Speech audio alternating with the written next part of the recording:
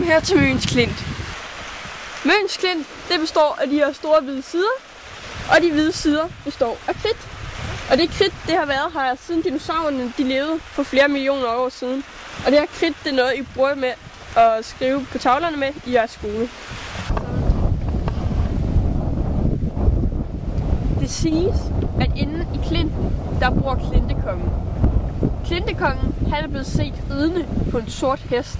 Og det siges, at hvis Møn en dag kommer i stor fare, så kommer Klintekongen ud og tryller alle de her sten om til en stor rytter her.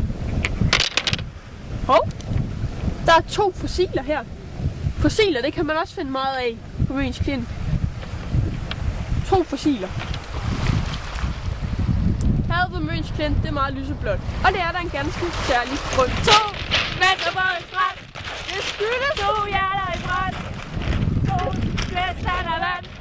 Det er en mand. Bare gå videre til næste post.